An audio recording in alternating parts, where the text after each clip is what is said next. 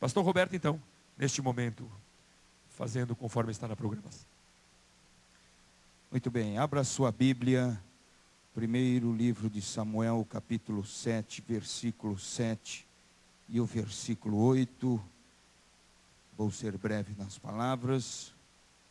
Os que puderem permanecer no recinto e ouvir ainda uma palavra da parte de Deus, com certeza Deus haverá de abençoar. Aleluia. Primeiro livro de Samuel,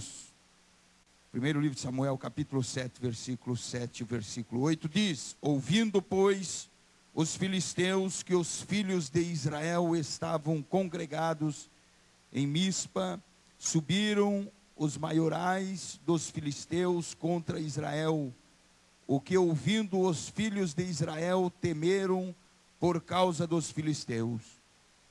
Pelo que disseram os filhos de Israel a Samuel: não cesses de clamar ao Senhor nosso Deus por nós, para que nos livre da mão dos filisteus. Amém. Quero estar assentados, meus queridos irmãos.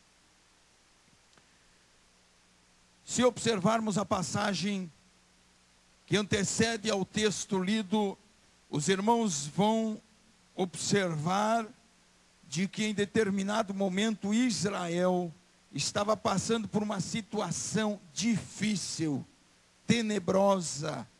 A arca da aliança tinha sido levada pelos filisteus. A arca, como sabemos, que era como que representando Deus ali. A arca da aliança representava Deus, a presença de Deus. E a arca tinha sido levada pelos filisteus. E meus queridos irmãos, os filisteus conduziram a arca da aliança como um triunfo, como um troféu de que tinham vencido a batalha contra o povo de Israel, o povo de Deus, e colocaram no templo de Dagom.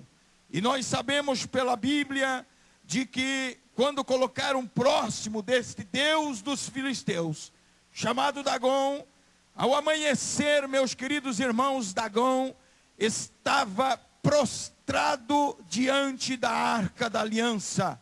Ele não estava mais no lugar onde estava. Não entrou alguém lá e colocou aquele Deus Dagom lá diante da arca. Mas o próprio Deus com certeza estava agindo e trabalhando. Embora que a arca da aliança estivesse longe de Israel, mas Deus, Ele, com a sua presença, Ele faz com que, meus queridos irmãos, muitas das vezes, podem as pessoas estarem distantes de Deus, mas aonde Ele está, Ele trabalha, Ele tem a sua forma de trabalhar. Embora que às vezes as pessoas não vejam de que forma Ele está trabalhando, mas no dia seguinte, eles percebem que Deus trabalhou, e que o Dagom teve que se prostrar, teve que se inclinar, mas era algo que não tinha vida. Como poderia isto acontecer? Colocaram lá no lugar, quem sabe deve ter acontecido alguma coisa aí, que deve ter caído.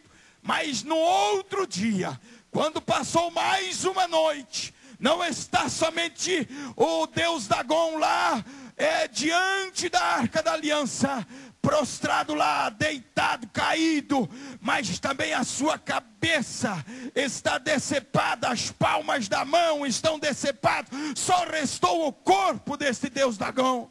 Quando os filisteus percebem isto, eles veem que o Deus de Israel, através da presença da arca da aliança naquele lugar, estava causando algum pavor àquela gente. Meus queridos irmãos, enquanto que eles pensavam, a arca da aliança, a arca com que Israel conduzia, como símbolo da presença de Deus, e que estando ali, diante deles, agora ausente deles, o Deus não responderia mais a Israel, mas estaria como que preso. Deus não se prende a paredes, Deus não se prende a limitações humanas ou forças humanas, mas Deus vai além da nossa nossa capacidade, vai além do nosso pensamento. E quando o homem acha que conseguiu o troféu, Deus começa a agir no meio dos filisteus, e eles começam a se preocupar e dizer: nós temos que nos desfazer desta arca, porque ela nos está causando males. E aí, meus irmãos, eu não vou aqui me deter muito no texto, que o nosso tempo é exíguo, mas eu quero dizer algo, que eles foram conduzindo a arca da aliança em várias cidades, e os filisteus, aonde ia a arca da aliança, existia um pavor no meio do povo, existia uma preocupação no meio do povo. Trazer a arca aqui é trazer doença para nós, é trazer morte para nós. Meus queridos irmãos, percebem como isto estava invertendo no meio deles? A presença de Deus não era para causar males, a presença de Deus não era para causar morte, mas pessoas sem Deus, pessoas sem temor, pessoas sem reverências, pessoas que não respeitavam o que representava a presença de Deus, porque a arca não podia ser tocada, a arca não podia ser olhado para dentro, tinha que ser preservada, ela tinha a sua preservação e os seus cuidados, porque as pessoas eram mortas, quando olhava para dentro era morta, quando tocava era morto. Meus queridos, então, quando a arca era conduzida aonde os povos estavam, causava pavor. Sabe por quê, meus queridos irmãos? Por causa do pecado da humanidade, por causa das coisas erradas que fazem. Hoje em dia existem lugares que quando que diz assim: olha, no teu quarto irá entrar a presença de Deus, ele vai se apavorar, porque o seu quarto não está em condições de receber Deus, porque o seu quarto só tem coisa que não presta, só tem pecado, só tem coisa que desagrada a Deus. As redes sociais dele servem para falar mal do pastor, a rede social dele serve para falar mal da sua igreja. E meus queridos, que tipo de gente está se criando e diz que querem ganhar almas para Jesus, mas quem serve a Deus, a presença de Deus afasta destas coisas e o nome dele é glorificado. Pessoas sem escrúpulos, sem índole, sem moral, sem nada, meus queridos, e acham que sabem, que tem estrutura, mas são anônimos, mas não de Deus, de Satanás, que quando vão falar não se identificam, não dizem quem são, mas os fiéis de Deus podem dizer quem são, porque nós servimos um Deus que ouve, que fala, que responde, que está no nosso meio, que está presente aqui. Eu tenho visto nos últimos anos, meus queridos, crentes, meus queridos, e não vou dizer lá de fora, no nosso meio, meus queridos, aonde parece que crescem de uma forma, aonde em vez de ser conduzido para o caminho da verdade, eles procuram ir por outros caminhos. Feliz é você, que aonde você pisa, você diz: a presença de Deus vai comigo, a presença de Deus vai comigo, eu não tenho medo, porque a presença de Deus me faz bem, a presença de Deus aonde eu estou me faz bem, a presença de Deus aonde eu estou me traz prazer. Mas tem pessoas que ao ouvir Deus vai se fazer presente, ele se apavora, o pecado cheira mal, cheiro de morte, a destruição, há doenças, aonde contamina a alma. Mas feliz é você, feliz somos nós, meus queridos, que nós não precisamos temer estas coisas. O nosso Deus é grande.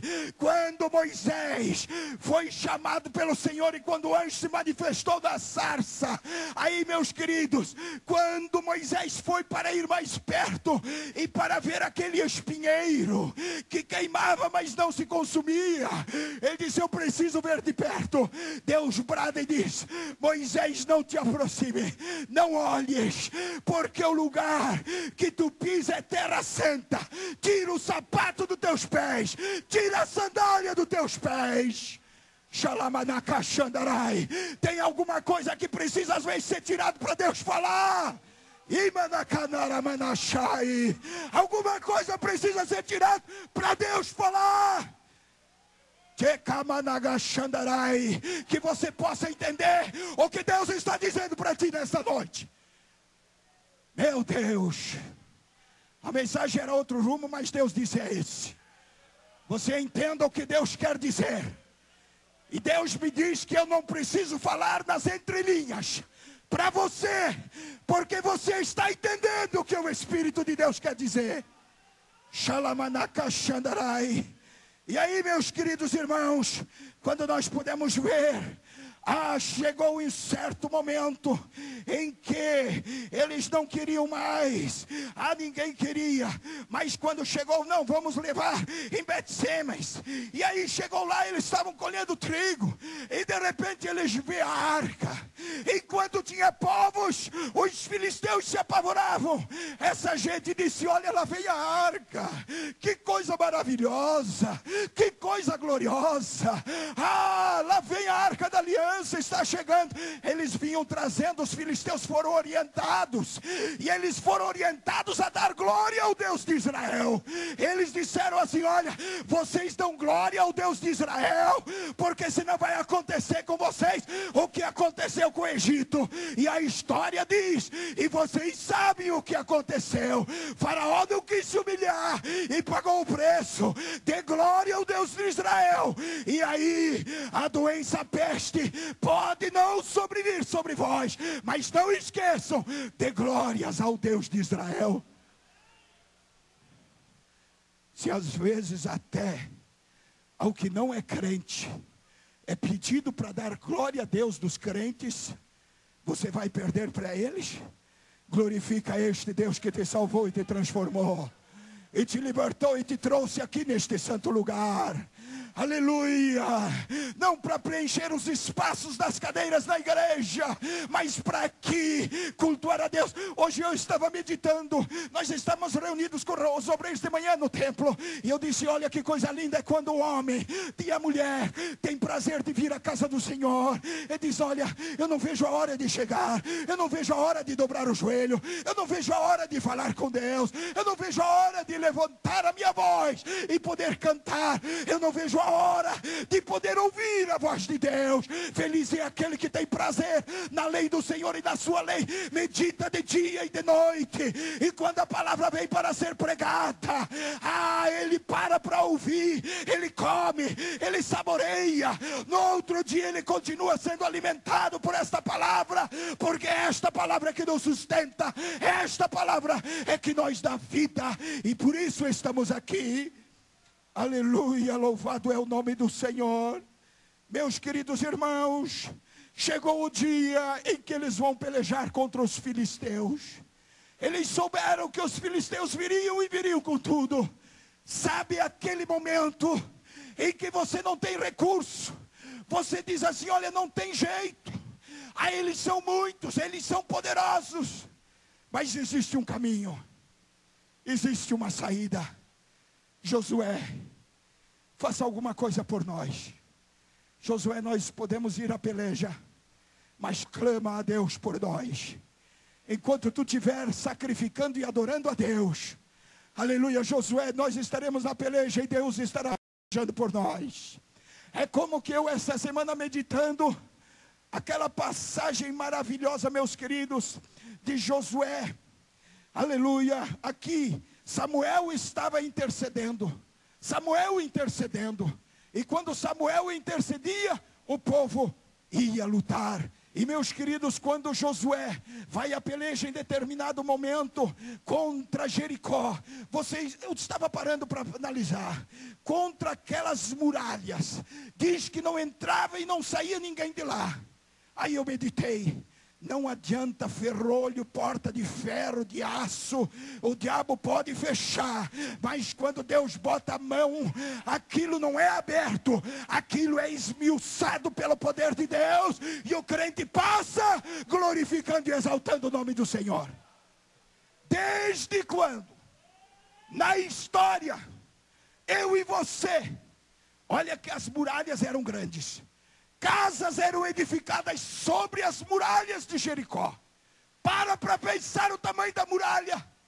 Desde quando trombetas e gritos fariam com que muralhas tais viessem ao chão? Sabe o que quer dizer?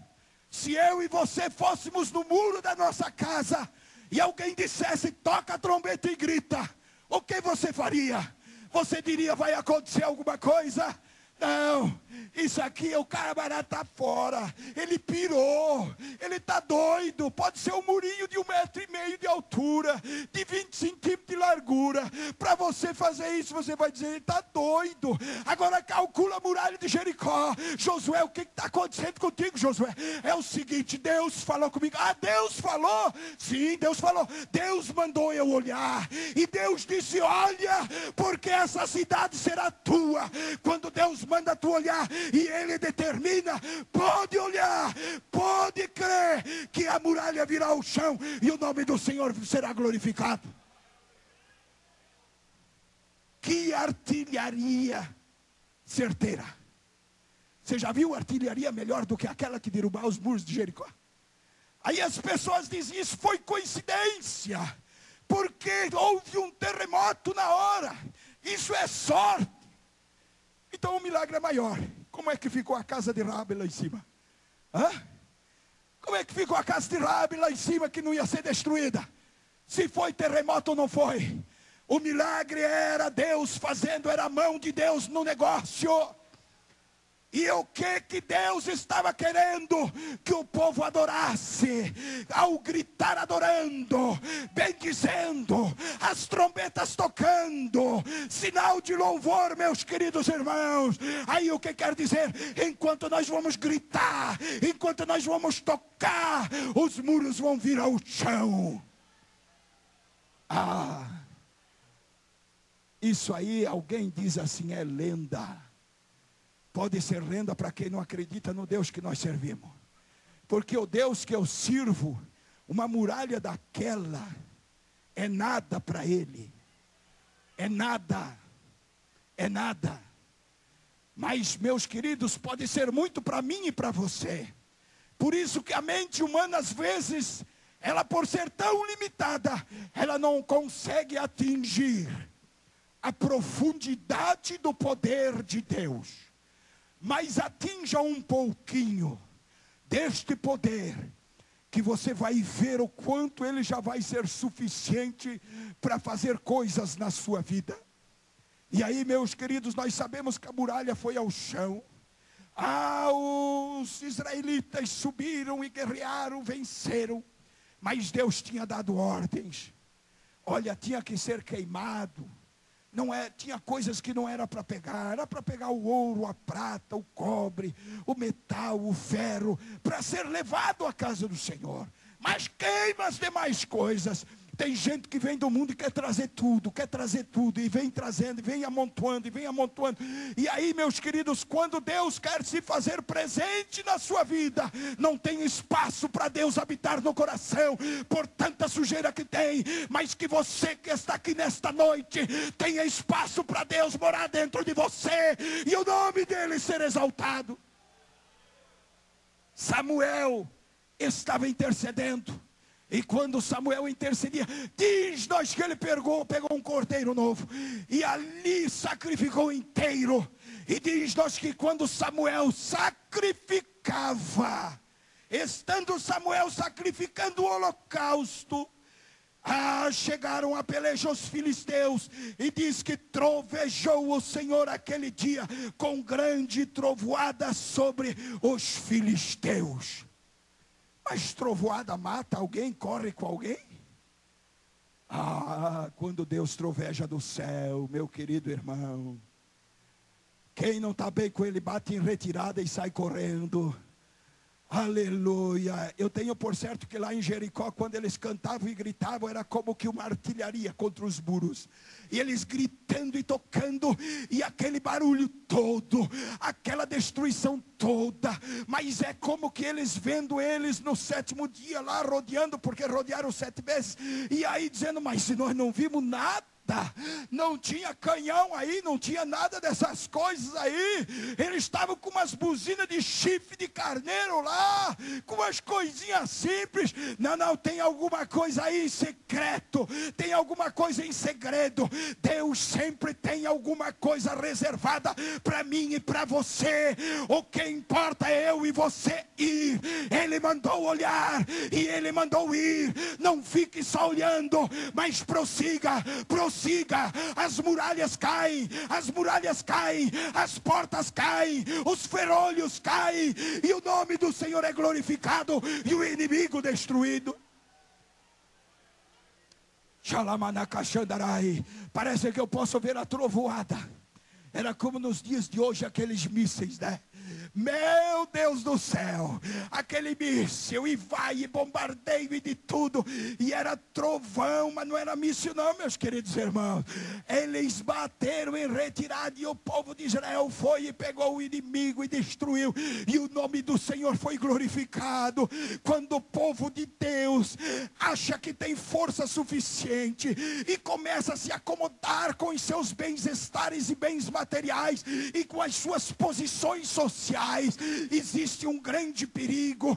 Quando o homem quer se firmar naquilo que ele tem, naquilo que ele acha, mas firme-se em Cristo, porque quando nós nos firmamos em Cristo, nós vamos ver que o ser humano é limitado, nós vamos ver que nós somos frágeis, nós vamos ver que nós somos pecadores, mas quando a boa mão de Deus está estendida sobre os seus filhos, o nome do Senhor é glorificado através de um corpo frágil, um corpo limitado, e nós fizemos coisa que o ser humano não faz, o ser humano não vai, mas através de Deus na nossa vida, a presença de Deus na nossa vida faz nós ir em lugares que pessoas vão dizer assim: olha, não, esse negócio não dá. Quando muito lutaram contra você, mas Deus dentro de você, eles vão dizer assim: não vamos poder mais tocar, não vamos poder fazer mais, porque quanto mais toca, mais males vem. Não toca do que é de Deus, porque poderá te sobrevir um mal muito grande, mas que Deus nos ajude. Eu vou terminar. Eu estou animado aqui. Eu pensei de pegar, eu estou com a voz meio atacada aí, mas eu digo assim, a gente sente uma alegria aí, o fogo vai queimando. Aleluia. O fogo na sarça ardia, mas não se consumia. Aleluia. Moisés, o negócio é o seguinte: eu tenho coisa grande para ti. Aleluia, mas eu não posso. Mas quando tu chegar lá, diz que o eu sou te enviou a voz, te enviou a eles. O eu sou. Não é eu o ser humano. Às vezes o homem troca. Ele diz, eu sou. O eu sou está lá. E o eu sou que está lá, está na minha vida. Mas devo reconhecer que o eu sou é o Deus Todo-Poderoso na minha vida. E aí, meus queridos irmãos, nós bem sabemos da história que Deus pelejou pelo seu povo. Feliz é aquele que sabe reconhecer. Deus não pode se fazer presente na vida de pessoas corrompidas, na vida de pessoas pecadoras, na vida de pessoas murmuradoras, na vida de pessoas que arrumam contenda, na vida de pessoas que arrumam confusão. Deus não pode se fazer presente no coração de pessoas que não podem olhar no olho do seu irmão e amar o seu próximo. Meus queridos, Deus não pode se fazer presente no corações de pessoas que procuram enganar o seu próximo, de pessoas que não têm prazer de estar na casa de Deus, de pessoas que simplesmente quando vem para agradar pastor. Você não veio para agradar pastor, mas você veio agradar aquele que te salvou e te transformou. Aleluia. Deus habita em templo de pessoas que amam, que vivem unidas, que são corretas, que têm caráter, que têm moral, que têm o Espírito de Deus na sua vida. Esteja em pé que eu quero orar por ti. que eu vou parar por aqui, que o Espírito Santo de Deus mandou parar. Deus pelejou com Moisés, mas pelo deserto.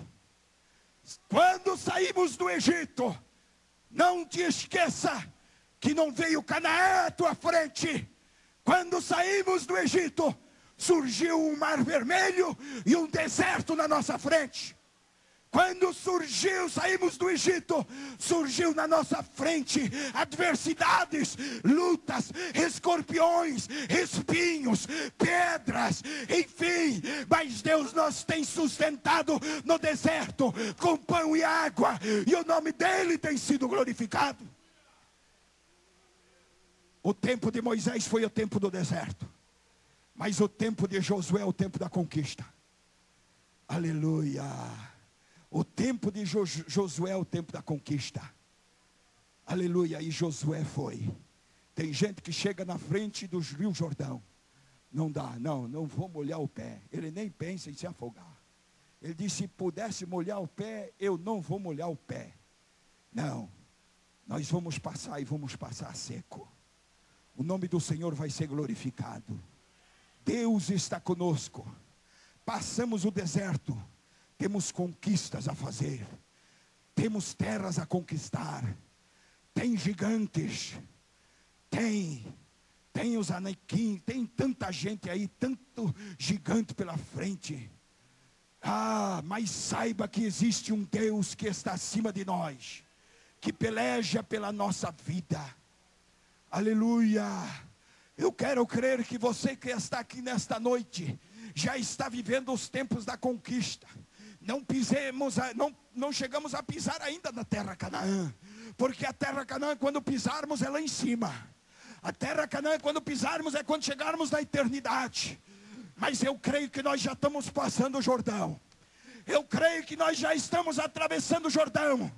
Porque quando passarmos o Jordão, a trombeta soará, e os salvos em Cristo serão arrebatados. Os que morreram em Cristo ressuscitarão primeiro, e os que estiverem vivos, glorifica.